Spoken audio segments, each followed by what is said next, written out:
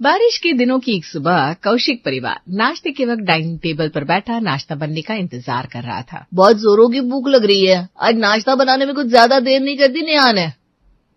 कभी जाता है क्या रसोई में उसकी मदद करने? सुबह 5 बजे से उठकर दोनों काम में लगी हुई है।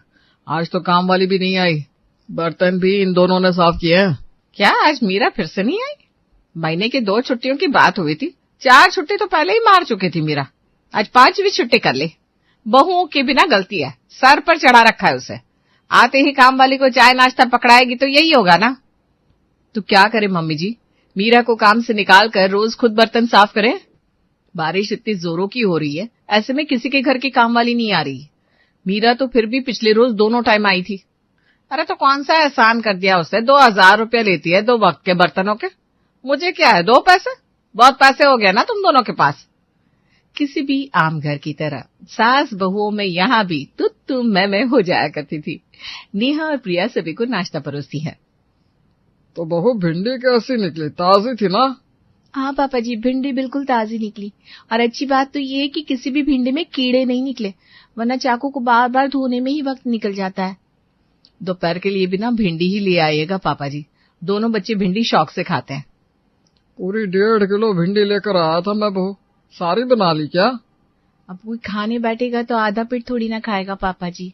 और कोई दूसरी सब्जी थी नहीं फ्रिज में, तो भाभी ने कहा सारी भिंडी बना दो, तो मैंने बना दी। पिंकी, प्रेम, चलो नाश्ता हो गया ना तुम दोनों का, अब जल्दी से स्कूल जाने के लिए तैयार हो जाओ। मम्मा देखो ना कितनी बारिश हो रही है, ऐसे में स्कूल में लाइट चली जाती है, फिर अंधेरे में मैम कुछ पढ़ाती भी नहीं है।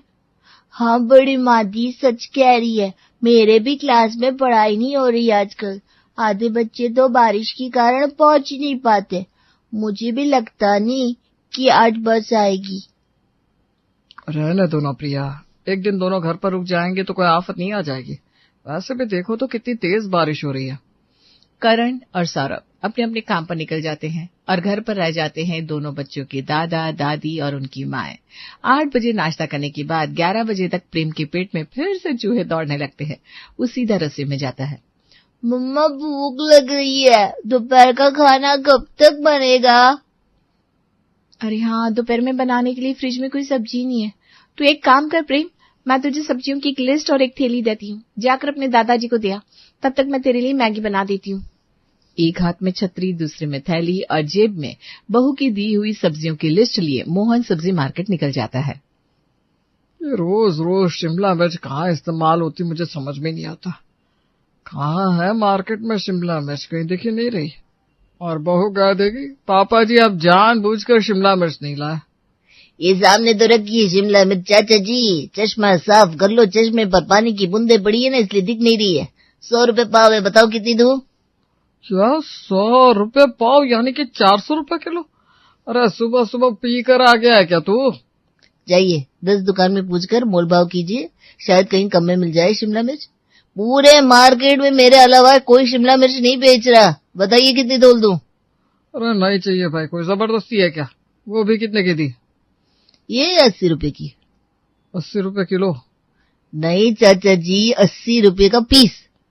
क्या इतनी सी गोभी 80 रुपए की? बाजार में तो लूट मचा रखी है, 5 रुपए की गोभी 80 रुपए में। इतनी बारिश हो रही है चाचा जी कि सब्जियां बचका रही है, अभी तो रेट और चढ़ेगा। चलिए आपके लिए 150 की लगा दूंगा, ले लीजिए इसे, इससे कम मैं नहीं दे पाऊंगा। अच्छा फिर 2 किलो आलू और ये गोभी दे दो। आलू और गोभी लेकर मोहन घर लौट कर आता है। बस इतने से सब्जियां लेकर आ गया? मार्केट में लूट मची पड़ी है सुषमा जी, इतनी सब्जियां मिल गई वही बड़ी बात है। बहू से कह दीजिएगा हिसाब से सब्जी बनाए, रात में भी इसी सब्जी को चलाना है। दोपहर में तो प्रिया मिलकर दाल चावल के साथ आलू की सब्जी बना देती है, फिर रात को नेहा बनाती है पराठों के साथ आलू गोभी की सब्जी। इसे तुम आलू गोभी की सब्जी कहती हो नेहा? इसमें तो सिर्फ आलू ही आलू है, आलू की सब्जी बोलकर दे देती, गोभी कहाँ है इसमें? इतनी सी तो गोभी लेकर आए थे पापा जी, इतने सारे लोगों की प्लेट में गई है, किसी और की प्लेट में गोभी चली गई होगी। मेरी प्लेट में तो गोभी है पापा। दोनों गोभी बना ली बहू? अरे क्या जरूरत थी दोनों गोभियां बनाने की? 150 रुपये में 2 गोभी लेकर आया था मैं, अभी एक कल सुबह काम आ जाती। दोनों गोभियां बनने के बाद भी गोभी तो कहीं नहीं दिख रही पापा। सिर्फ एक गोभी बनती तो गोभी की खुशबू से ही काम चलाना पड़ता। वैसे सब्जी में गोभी क्यों नहीं दिख रही है समझ में आ रहा है, पर सब्जी में मिर्च मसाले क्यों नहीं है नया? वो भैया लिस्ट दी थी मैंने पापा जी को, पापा जी हरी मिर्च लेकर आए ही नहीं तो डालती कैसे? बिना मिर्च के खाना जरा फीका तो लगता है। तब से क्या पापा जी चल रहा है? जाओ, अब से मैं सब्जी लाने जाऊंगा ही नहीं। एक तो इतने कीचड़ में बाजार जाकर सब्जी चुन चुन कर लाओ और फिर से यह सुनने को मिलता है। और अगली सुबह से मोहन बारिश में सब्जी लाना छोड़ देता है और ये जिम्मेदारी आ जाती है करण के सर पर। क्या 40 रुपए की 10 मिर्ची? वो तो चाचा जी मेरे रोज के ग्राहक है भैया, इसीलिए मैं ये रेट लगा रहा हूँ। बाकी जगह तो मिर्च 50 के नीचे कोई छूने भी नहीं देगा। बाप रे बाप, आग लग पड़ी है सब्जियों में तो। गाजर वगैरह तो होंगे? मैं कुछ नहीं बोलूंगा भैया, आप एक बार जाकर मार्केट जाकर जायजा लेकर आइए। मार्केट में किधर भी सब्जियां नहीं है, लगातार 3 दिन से बारिश हो रही है। मुश्किल से मुश्किल बैंगन, आलू और हरी मिर्च, नींबू, एक आध गोभी दिख जाएगी। बाकी जिन लोगों ने सब्जियां स्टॉक करके रखी है उनके रेट तो 200 से शुरू होंगे। अच्छा, एक काम करो, 10 मिर्ची दे दो और ये 1 बैंगन और 1 किलो आलू बस। आज करण को पता चल चुका था कि उसके पापा किस तरह इतने कीचड़ में सब्जी मार्केट से सब्जियां ला रहे थे। करण सब्जियों की थैली लाकर रसोई में रखता है, उसके पीछे से प्रिया रसोई में जाती है और नींबू मिर्ची धागे में पिरोकर दरवाजे पर लटकाने चली जाती है। अरे ये क्या कर रही हो तुम प्रिया? 7 मिर्चियां ले लिए तुमने? अरे भाई, इससे अच्छा 7 नींबू ही लटका दो। नींबू फिर भी सस्ते आ रहे हैं। आज दरवाजे पर नींबू के साथ मिर्ची लटक गई तो नई लगती नजर भी लग जाएगी। क्या? और नहीं तो क्या, इतनी महंगी मिर्च दरवाजे पर लटका रही हो? अरे वो तो कोई पैसे वाला ही हो सकता है। 10 मिर्चियां लेकर आया हूं मैं 40 रुपए में। 7 अगर दरवाजे पर लटका दोगी तो सिर्फ 3 मिर्चियां बचेंगी। इन मिर्चियों में कम से कम 3 दिन चलाना होगा। क्या? ये क्या बोल रहे हो तुम? पापा जी कम थे कि तुम भी शुरू हो गए? आजकल सब्जियों के जो दाम हो रहे हैं, घर का बजट बिगड़ जाएगा। और जिस हिसाब से बारिश हो रही है, मुझे तो लगता नहीं कि हफ्ते भर बाद मार्केट में सब्जियां दिखेंगी। कोई दूसरा रास्ता निकालो भाई। मैं तो कहता हूँ नींबू सस्ते हैं तो नींबू का अचार डाल लो, उस अचार से रोटी खा ली जाएगी। गिनकर 10 मिर्ची आई है, जल्दी से जाकर 5 मिर्ची अलग कर देती हूँ। बिना मिर्च के तो मैं खाना ही नहीं खा पाऊंगी। नेहा फौरन रसोई में जाकर खुद के लिए 5 नींबू अलग रख लेती है रात को खाने के टेबल पर। मम्मा, आलू की टिक्की में तो मिर्ची नहीं है। मेरी टिक्की में तो है दीदी, ये देखो। तेरी टिक्की में हरी मिर्च कैसे है बेटा? मैंने तो आज हरी मिर्च का इस्तेमाल ही नहीं किया। ओह, तभी मैं सोचूं फ्रिज से हरी मिर्च गायब कहाँ हो गए। मतलब तुमने घर में चोरी भी शुरू कर दी नेहा। फालतू के इल्जाम मुझ पे लगाने की जरूरत नहीं भाभी। रसोई में तो मैं गई नहीं हूँ। आज रात का खाना आपने बनाया है, आपने की होगी हेरा फेरी मिर्चियों की। जब तक तुम्हारे पापा जी रसोई की सब्जियां ला रहे थे, तब तक कम से कम देवरानी जेठानी के बीच कलेश तो नहीं हो रहे थे। इतनी इतनी सी सब्जियां आएगी तो घर का माहौल खराब ही होगा ना करण? पर सब्जियां कितनी महंगी हो गई है, मैं क्या करता मम्मी? तो अब से वही सब्जी बनेगी जो ज्यादा क्वांटिटी में बन पाए, नहीं तो कहीं से सस्ती सब्जियों का इंतजाम करो। तुम दोनों बहुओं में से जिसने भी ज्यादा सस्ती सब्जी बना दी, उसे प्रॉपर्टी में 1% हिस्सा ज्यादा मिलेगा। ठीक है मम्मी जी, फिर तो सबसे सस्ती सब्जी मैं ही बनाऊंगी। बस फिर क्या था, दोनों ही देवरानी जिठानी अपने दिमाग के घोड़े दौड़ाना शुरू कर देती है। प्रिया वहां पर यूट्यूब पर सस्ती से सस्ती सब्जियां सर्च कर रही थी, तो यहाँ नेहा बारिश की सस्ती सब्जियों के बारे में पता लगाने अपनी माँ को कॉल कर देती है। सबके घरों में यही हाल है बेटा, मैं तो खुद कभी आलू दही की सब्जी बना लेती हूँ, कभी छोले। अरे हाँ मम्मी, छोले तो आजकल बड़े सस्ते भी मिल रहे हैं। छोले के साथ भटूरे भी भिगा लूंगी, दोपहर में उसी छोले के साथ सभी चावल खा लेंगे। इससे में 51% अब तुम्हारी बेटी के हुए हैं मम्मा। और सभी की हैरानी के बीच अगली सुबह रसोई में बनते हैं गर्मा गर्म छोले भटूरे और सत्तू के पराठे। अरे भाई, ऐसा खाना तो आम दिनों में भी नसीब नहीं होता। वाह वाह वाह वाह, मैं तो छोले भटूरे ही खाऊंगा। अरे कोलेस्ट्रॉल है आपको, तेल का तला भुना खाने की कोई जरूरत नहीं है। आप छोले और सत्तू के पराठे खा लीजिए। Yes mummy, chole bhature. अब सत्तू तो छोले से भी सस्ते हैं मम्मी जी, तो उस हिसाब से मुझे विनर अनाउंस कर दीजिए। अगर ऐसे विनर अनाउंस करने जाऊंगी तब भी तू हारेगी बहू, क्योंकि ज्यादातर लोग तो छोले पसंद कर रहे हैं। मतलब नेक्स्ट में विनर पता चलेगा। मुझे कोई प्रॉब्लम नहीं है मम्मी जी, अपने हाथों के स्वाद पर पूरा भरोसा है। दोपहर में बारी थी फिर से नेहा की, जो छोले के साथ सभी को चावल परोसती है। खाना ठीक है ना पापा जी? छोले में नया छौंका लगाया है।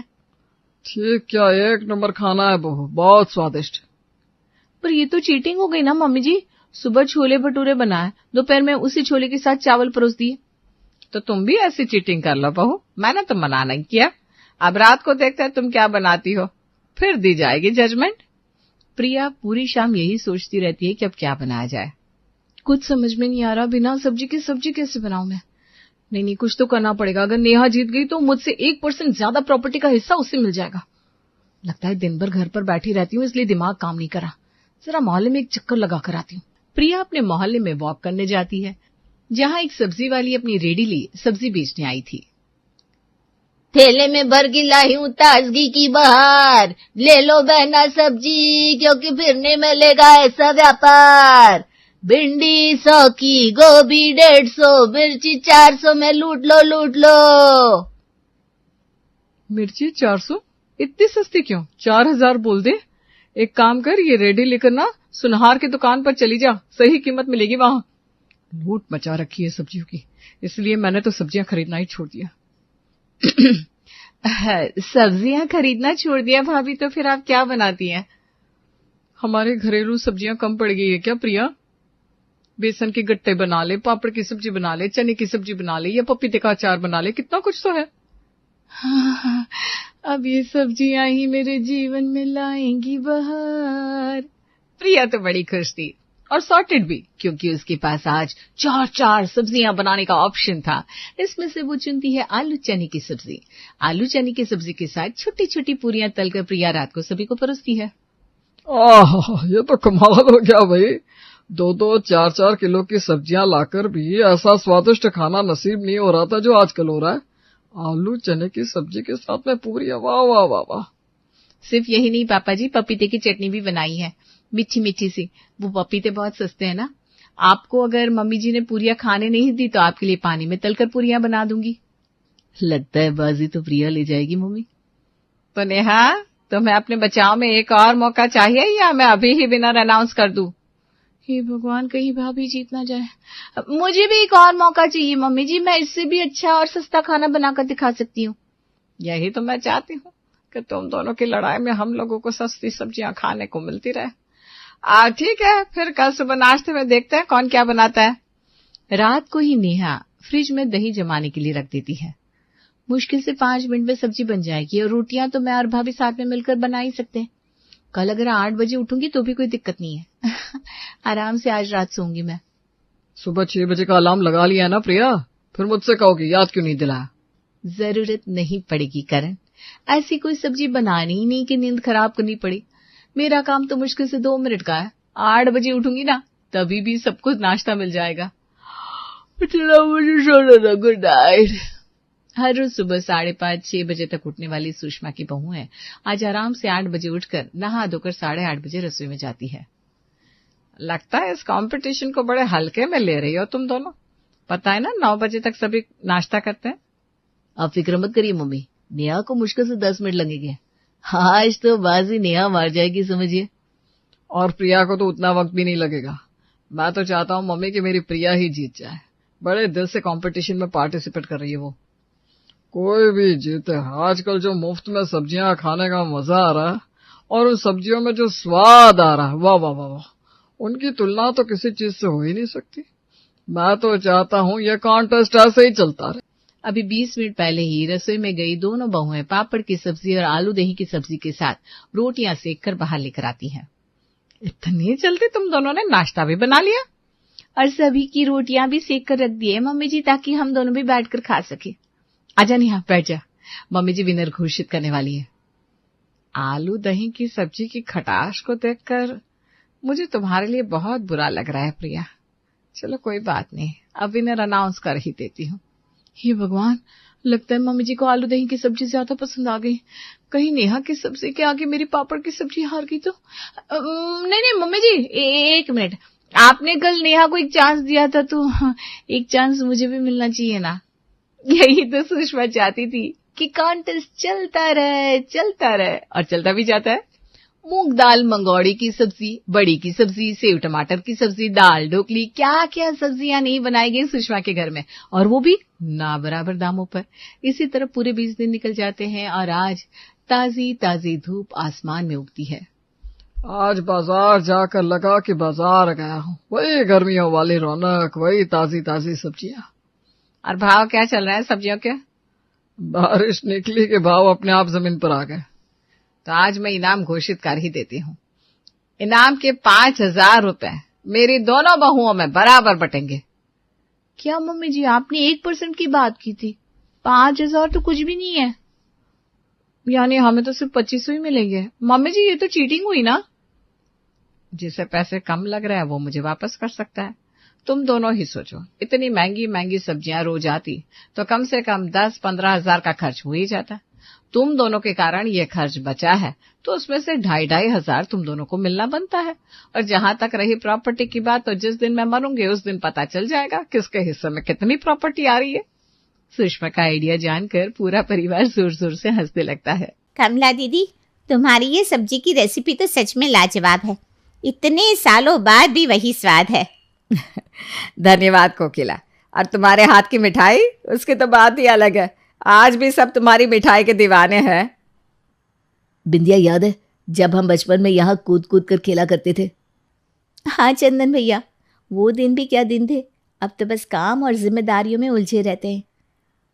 करण, तुम भी तो हमारे साथी थे, तुम भी कुछ बोलो। हाँ, पर अब पुरानी बातें सोचकर क्या फायदा। आज का क्या प्लान है ये बताओ। मैं सोच रही थी हम सब मिलकर शाम को बाहर चले। बहुत दिनों से एक साथ वक्त नहीं बिताया ना। Good idea. माँ, आज खाना जल्दी बना लेना, हम शाम को बाहर जाने का प्लान बना रहे हैं। अरे वाह, ये तो बहुत अच्छा आइडिया है। दीदी, हम भी साथ चलेंगे, क्या कहती हो? हाँ हाँ, क्यों नहीं, सब मिलकर मजे करेंगे। घर में हर तरफ हंसी ठिठोली का माहौल था और सभी खुश दिखाई दे रहे थे। लेकिन खुशहाल माहौल अचानक बदल गया जब नरेश चंद्र और मनमोहन घर में आए। मनमोहन, ये क्या कर दिया तुमने? दुकान के हिसाब में इतनी बड़ी गलती कैसे हो गई, और उसके चक्कर में ये नुकसान? भैया, मैंने कुछ नहीं किया, वो गलती मुझसे नहीं हुई है। नहीं, ये तुम्हारी ही लापरवाही की वजह से हुआ है। भैया, मैं सच कह रहा हूँ, मैंने सब ठीक से किया था। मुझे नहीं पता ये नुकसान कैसे हो गया। आगे से ध्यान रखना, ये चीज दोबारा कभी ना हो। कमला और कोकिला भी रसोई से बाहर आकर देखती है कि माहौल गर्म हो चुका है। अरे कभी कभी नुकसान हो जाता है, कोई बात नहीं, इसमें इतना लड़ने वाली क्या बात है। अरे लड़ नहीं रहा हूँ, समझा रहा हूँ। बड़ा हूं तो समझाने का हक तो रखता हूं ना। हाँ हाँ ठीक है, पर अब शांत हो जाओ, आराम से बैठो, मैं चाय लेकर आती हूँ। कुछ दिन गुजरते हैं और चंदन की शादी तारा नाम की लड़की से तय हो जाती है। शादी के दौरान उन दोनों भाइयों का दुकान पर भी जाना नहीं हुआ और लड़ाई भी नहीं हुई, वरना हर दूसरे दिन बहस चलती रहती। भैया, मैंने तुम्हारे लिए सबसे खूबसूरत शेरवानी चुनी है, तुम इसे पहनकर बहुत अच्छी लगोगी। और मैंने सारी सजावट की देख रेख की है, हमारा घर बिल्कुल शादी के लिए तैयार है। हाँ करण, और सोचो कितनी मस्ती करेंगे हम सब मिलकर। मेरी बहू आ रही है, अब तो घर में और भी रौनक होगी। आपकी बहू मतलब मेरी बहू नहीं है क्या? वो चंदन मेरा बेटा नहीं है क्या? अरे भाई हाँ हाँ, हमारी बहू, मैंने तो यूं ही बोल दिया था। सही कहा तुमने कोकिला, तारा हमारी बहू है। चंदन की शादी में सभी लोग बहुत खुश थे और उत्साहित भी। उसकी शादी बहुत अच्छे से निपट गई और तारा उनके घर की बहू बनकर आ गई। मेरी भाभी सबसे प्यारी। बिल्कुल सच कहा, जैसा नाम वैसा मुखड़ा, एकदम तारा। Best bride ever. अच्छा बस बस, तारीफ जरा कम करो, नजर लगाओगे क्या मेरी पत्नी को? चल बड़ा आया नजर लगाओगे वाला। सब हंसने लगे। उनके घर की खुशियों में 4 चांद लग गए थे, सब ठीक चल रहा था। लेकिन फिर एक दिन, मनमोहन, ये बिजली का बिल देखो, इतना ज्यादा कैसे आ गया? भैया, आप हमेशा टीवी देखते रहते हो इसलिए बिल ज्यादा है। अरे मैं नहीं, तुम हर समय एसी चलाते हो इसलिए बिल इतना आया है। आप हमेशा पंखा चलाते हो भैया, इसलिए बिल बढ़ गया है। नहीं, ये सब तुम्हारी वजह से हुआ है, ये तुम्हारी लापरवाही की देन है।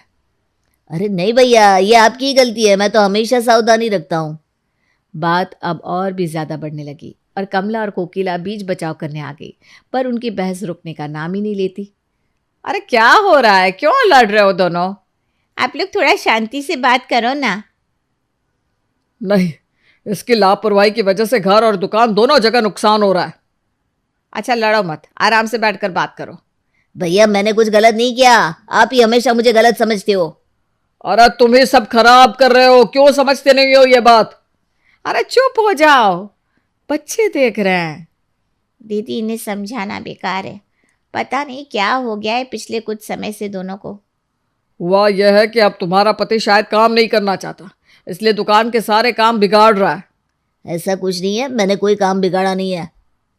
अरे पर यह भी तो हो सकता है कि वो किसी और की गलती हो।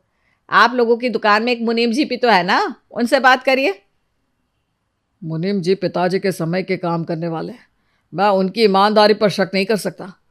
हाँ लेकिन मुझे भला बुरा कह सकते हो? हाँ, क्योंकि तुम कभी काम ढंग से सीख ही नहीं पाए। याद नहीं है पिताजी कितना मारा करते थे तुम्हें काम के लिए? मार तो आपको भी अच्छी पड़ती थी। हाँ लेकिन मैं मार खाकर सीख तो गया, तू सीख ही नहीं पाया। पिताजी सही कहते थे, तेरा कुछ नहीं होगा। अब आप मेरे बच्चों के सामने मेरी बेइज्जती कर रहे हो भैया। बेइज्जती उनकी होती है जिनकी इज्जत होती है। बस बहुत हो गया, चलिए खाना लग रहा है, खाना खाइए। पर भाभी। नहीं अब कोई बात नहीं, जितनी बात होगी उतनी बढ़ती जाएगी। खत्म करो और चल के खाना खा लो। उस समय तो वो लोग खाना खाने चले जाते हैं, लेकिन 2 दिन गुजरे नहीं और फिर से लड़ाई शुरू हो गई, और इस बार ये लड़ाई काफी बड़ी थी। तुझे आखिर मुझसे दुश्मनी क्या है ये बता। दुश्मनी मुझे नहीं आपको है, इसीलिए आपको लगता है कि दुनिया जहां के सारे गलत काम मैं ही करता हूं। मैंने तुझसे नया माल लाने को कहा था क्योंकि वो मार्केट में अभी कहीं नहीं है, लेकिन हमारी दुकान में आने से पहले वो सामने वाली दुकान में आ गया। ये कैसे हुआ? अरे मुझे क्या पता, क्या मालूम उन्हें किसने बताया। हाँ तुझे तो कुछ पता ही नहीं है, लेकिन अब एक बात मैं तुझे बता देता हूँ और ये कान खोल कर सुन ले, वरना फिर कहेगा मुझे ये नहीं पता था। हमारा बहुत बड़ा नुकसान हो गया है, सारे ग्राहक उधर जा चुके हैं और इसकी वजह तू है। अरे ये भी तो हो सकता है कि उन्हें आपने बताया हो। हाँ? तू मुझ पर इल्जाम लगा रहा है? मैं भला ऐसा क्यों करूंगा? मैं अपनी ही दुकान का नुकसान क्यों करूंगा? तो ये बात आप मेरे बारे में क्यों नहीं सोच रहे? मैं अपना नुकसान क्यों करूंगा? क्या पता तुझे कोई लालच मिल गया हो। तुझे याद है ना, तू जॉब करने निकला था, पर जब वो तुझसे हुई नहीं तो तू दुकान पर आकर बैठ गया। अब यहां से कुछ बेहतर मिल गया होगा तो उधर चल दिया। मैंने कभी अपनी जिंदगी में भी नहीं सोचा था कि आप मुझ पर इतना बड़ा लांछन लगाओगे। मैंने भी कभी जिंदगी में नहीं सोचा था कि तू ऐसा काम करेगा। अब मैं तेरे साथ काम नहीं कर सकता और ना ही रह सकता हूं। अलग हो जा तू। अब बंटवारे की बात कर रहे हैं? अरे अब बंटवारे की बात कहां से आ गई? झगड़ा आज है कल नहीं होगा, इतनी सी बात पे बंटवारा कौन करता है? नहीं कमला, अब हम लोग साथ नहीं रह सकते। बंटवारा हो जाना ही चाहिए, वही बेहतर है। बात सिर्फ आप दोनों की नहीं है, आपके परिवारों की है। पापा प्लीज डोंट डू दिस। हाँ पापा ऐसा ना करो। प्लीज नो, ये बहुत गलत है। आपको परिवार की फिक्र नहीं है तो कम से कम व्यापार के बारे में तो सोचिए। अलग होने से बहुत नुकसान होगा। नुकसान तो वैसे भी हो ही रहा है। दीवार खड़ी होने में तो टाइम लगेगा, तब तक के लिए बीच में एक लाइन खींच दो। उधर वाला हिस्सा तुम्हारा, इधर वाला हमारा। करण देखते रहना, लाइन सही से खींचे। सब लोग मना करते रहे, लेकिन नरेश चंद्र और मनमोहन ने किसी की नहीं सुनी। बंटवारा हो चुका था। वो दोनों तो ऐलान करके अपने अपने कमरे में चले गए, पर घर में मातम छा चुका था। ये क्या हो गया? ऐसा तो मैंने सपने में भी नहीं सोचा था। ये लोग पागल हो गए हैं। अरे पापा के बारे में कैसे बोल रहे हैं आप? तो और क्या बोलूं, झगड़े को सुलझाने के बजाय इतना बढ़ा दिया कि बंटवारा कर दिया। I can't believe this. पता नहीं हमारे घर को किसकी नजर लग गई है। हे भगवान, अब क्या होगा? कमला, चंदन, तुम लोग वहां खड़े क्या बतिया रहे हो? जाकर सो जाओ। कोकिला, करण, बिंदिया, तुम लोग क्या वहां सत्संग कर रहे हो? चलो इधर आओ फौरन। अगले दिन दोनों भाई दुकान पहुंचे तो दुकान का भी बंटवारा कर दिया। दुकान की ये वाली साइड मेरी है और वो वाली तेरी। ये वाली मेरी क्यों नहीं? इसमें ऐसा क्या खास है जो खुद रख रहे हो? अरे सामान बराबर बराबर बांट दिया जाएगा, साइडों में कोई फर्क नहीं है। लेकिन ये तुझ मंद बुद्धि को भला कहां से समझ में आएगा? भैया इस बाजार में मेरी भी कुछ इज्जत है, तमीज से बात करिए वरना मैं भी लिहाज भूल जाऊंगा। अरे आप दोनों को क्या हो गया है? ये आप कैसे बात कर रहे हैं? इस दुकान का बंटवारा हो रहा है मुनीम जी, और ये आपका काम है कि इस दुकान का सारा सामान आप आधा आधा बांट दे, पूरे न्याय के साथ। मैं खुद भी कर सकता था, लेकिन मुझ पर किसी को भरोसा नहीं होगा ना। किसी का क्या मतलब है? मेरा नाम लेकर बात करिए ना। हाँ, मुझे भरोसा नहीं होगा। मुनीम जी आप सामान बांटिए। पर ये दुकान आपके पिता की विरासत है, आप लोग इसे बांट क्यों रहे हैं? अरे आपसे जितना कहा जा रहा है वो करिए, ज्ञान मत दीजिए। ठीक है। इधर दोनों ने दुकान का भी बंटवारा कर दिया था और उधर उनके बच्चे इस झगड़े को सुलझाने के बारे में बात कर रहे थे। पापा और बड़े पापा को समझाना तो नामुमकिन है, तो अब इसका हल कैसे निकलेगा? किसी भी समस्या का हल ढूंढने से पहले समस्या की असल वजह पता लगानी चाहिए। तो समस्या की असल वजह कैसे पता चलेगी? समस्या की असल वजह तो वहीं पता चलेगी ना जहां से समस्या शुरू हुई है, यानी कि दुकान। यस, तो कल मैं दुकान जाऊंगा और करण चाचा की जगह तू जाना। हमें पता लगाना ही पड़ेगा कि आखिर हुआ क्या है। ठीक है, कल चलते हैं और इस समस्या को सुलझाते हैं। अगले दिन चंदन और करण अपने अपने पिता को आराम करने को कहते हैं और खुद दुकान चले जाते हैं। बही खाते में कुछ तो गड़बड़ है, एक ही डेट की एंट्री अलग अलग पेन से क्यों है? इसका मतलब पापा सही कह रहे थे, गड़बड़ मुनीम ने की है। तो आज दुकान जल्दी बंद कर दो और मुनीम का पीछा करो, सब पता चल जाएगा। मुनीम जी मैं घर जा रहा हूँ। मैं भी घर जा रहा हूँ, आप भी आज छुट्टी कर लीजिए। जैसा आप कहें। वो लोग दुकान बंद करके घर जाने का नाटक करते हैं, पर वहीं पर छुप जाते हैं। वो देखते हैं कि मुनीम सामने वाले दुकानदार से जाकर मिल रहा है। साला ये मुनीम, सब इसी के चक्कर में हुआ है। हमें उन दोनों को ये बात बतानी पड़ेगी। अरे कोई फ़ायदा नहीं है। पहली बात तो वो हमारी बात पर विश्वास नहीं करेंगे, ख़ास तौर पर मेरे पापा तो बिल्कुल नहीं करेंगे, क्योंकि उनको मुनीम जी पर अंधा भरोसा है। और दूसरी बात, वो दोनों एक दूसरे को इतना कुछ बोल चुके हैं ना कि अब उन्हें वापस मिलने के लिए एक धक्के की ज़रूरत होगी। क्या मतलब? चल मैं समझाता हूँ। चंदन अपना प्लान सबको बताता है। उस प्लान के तहत उन लोगों को आपस में लड़ना था ताकि नरेश चंद्र और मनमोहन को अपनी गलती का एहसास हो सके। मेरे वो काले वाले फॉर्मल जूते कहाँ हैं? पता नहीं। अरे हाँ याद आया, वो अपने करण को दिए थे ना। मैंने दिए नहीं थे, उसने ले लिए थे। हाँ हाँ एक ही बात है, मतलब उसी के पास है। करण, करण, क्यों चिल्ला रहे हो? जो तू कल मेरे काले फॉर्मल जूते लिए बैठा है ना, वापस कर वो। हाँ हाँ ठीक है, रुको। अरे जल्दी कर। ये लो पकड़ो। तुझे तमीज नहीं है क्या कि कोई चीज कैसे दी जाती है? अपनी चीज नहीं है तो उठा के फेंक रहा है। एहसान फरामोश, जैसा बाप वैसा बेटा। तो क्या बोल रहे चंदन? अपने चाचा के बारे में ऐसा बोलते हैं? तो क्या हुआ, अब तो हमारी उनसे लड़ाई हो चुकी है पापा, भाड़ में जाए वो। लड़ाई हो या कुछ भी हो, है तो तेरे चाचा। तमीज से बात कर, दोबारा मैं तेरे मुंह से ऐसा कुछ ना सुनूं। मनमोहन भी ये सब सुन रहा था। उसे बड़ा अजीब लगता है कि नरेश चंद्र उसकी साइड ले रहा है। चंदन और करण के लड़ने का मोटिव पूरा हो गया था। इसी तरह तारा और बिंदिया भी आपस में झूठी लड़ाई करती हैं। भाभी ये अपनी तरफ का कूड़ा अपनी तरफ ही रखो। ये मेरी तरफ का कूड़ा नहीं है, तेरा ही है। जो काम आपकी ससुर ने किया वही आप भी कर रही हो। उन्होंने नुकसान के इल्जाम मेरे पापा पर डाल दिए और आप कूड़े का इल्जाम मेरे ऊपर डाल रही हो। बिंदिया फालतू की बातें मत करो, जरा सा कूड़ा ही तो है, समेट लो।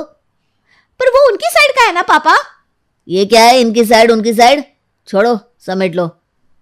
मनमोहन की ये बात सुनकर नरेश चंद्र को भी हैरानी होती है। उसी रात चंदन के कहने पर कमला तबीयत खराब होने का नाटक करती है।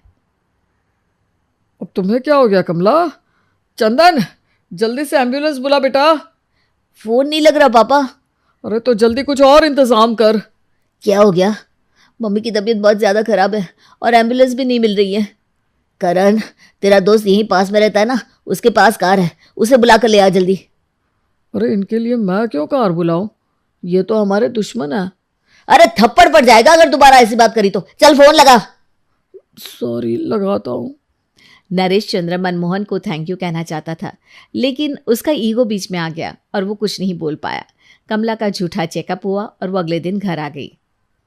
बिंदिया मैं चला जाऊं, उसके बाद तू जाकर बाहर खड़ी हो जाना, वो लड़का तुझे छेड़ेगा। आगे का प्लान तुझे पता है? हाँ हाँ ठीक है। बिंदिया बाहर गई और उसको एक लड़के ने छेड़ा। फिर वो झूठ मूठ रोती हुई अंदर आई। ये लोग कितने बुरे। क्या हुआ बेटा? मैं बाजार जा रही थी पर बाहर मुझे एक लड़का बार बार छेड़ रहा है। अरे ऐसे कैसे? मैं देखता हूँ। अरे तुम क्यों जाओगे ऐसे लफंगे के मुंह लगने? चंदन देख लेगा। मैं क्यों देख लूंगा? करण की बहन है, करण संभाले। बिंदिया तेरी बहन नहीं है क्या? पागलों जैसी बात ना कर। करण होता तो वो संभाल लेता है, पर वो कहीं बाहर गया है। चल तू जा और उस लड़के को भगा कर आ। चंदन जाता है और उस लड़के को भगाने की एक्टिंग करके वापस आ जाता है। मनमोहन सोचता है कि अगर आज चंदन नहीं होता तो ये काम उसको करना पड़ता, और ये नौजवान लड़के तो बूढ़े आदमी से डरते भी नहीं है। फिर पता नहीं बिंदिया का क्या होता। एक दिन नाश्ते के समय, पापा आपने बहुत अच्छा किया जो बंटवारा कर दिया। पहले कितनी चक्कर चक्कर होती थी, अब हम आराम से बैठते हैं और बातें करते हैं। सही कहा आपने। चाचा जैसे एहसान फरामोश आदमी से तो दूर रहना ही बेहतर है। अबे चुप रहो तुम लोग, चुपचाप खाना खाओ। बकवास किए जा रहे हो। पता भी है कि उसने क्या क्या किया है इस घर के लिए, बस बोले जा रहे हो। बड़े पापा को बस बातें बनानी आती है और कुछ नहीं। मैंने तुझे यही संस्कार दिए कि बड़ों के बारे में ऐसे बोले, और वैसे भी तू उनके बारे में कुछ नहीं जानता, इसलिए चुप रहा कर। नरेश चंद्र नाश्ता करके दुकान के लिए निकल जाता है, पर तभी उसे किसी काम से वापस आना पड़ता है। उसी समय करण बाहर जा रहा था। नरेश चंद्र दहलीज से ठोकर खाकर गिर पड़ता है। मनमोहन को लगता है कि करण ने उसे धक्का दिया है। वो जाकर करण को मारने लगता है। तेरी इतनी हिम्मत कि तू मेरे भाई को गिराएगा? तूने समझ क्या रखा है? आज मैं तुझे मार मार कर तेरी जान ले लूंगा। अरे आप क्या कर रहे हैं? छोड़िए उसे। अरे बस करो मनमोहन। रुक जाओ मनमोहन, उसने कुछ नहीं किया। मैं दहलीज से टकरा कर गिरा था। ओ अच्छा, आप ठीक तो है ना भैया? हाँ मैं बिल्कुल ठीक हूँ। मुझे नहीं पता था कि तुझे मेरी इतनी फिक्र है। मुझे तो हमेशा से आपकी इतनी ही फिक्र है। आप ही मुझे भूल गए हो भैया। ऐसा कुछ नहीं है मेरे भाई, बस कुछ चीज़ों की वजह से पता नहीं क्यों।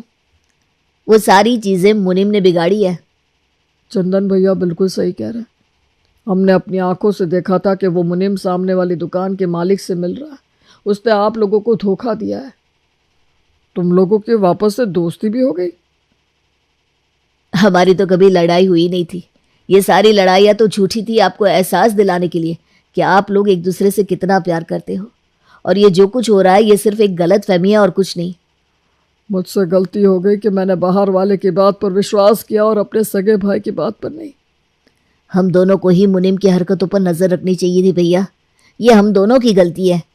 दोनों भाई वापस मिल गए, बंटवारा खत्म हो गया और मुनीम को काम से निकाल दिया गया ताकि भविष्य में फिर से कभी ऐसा ना हो।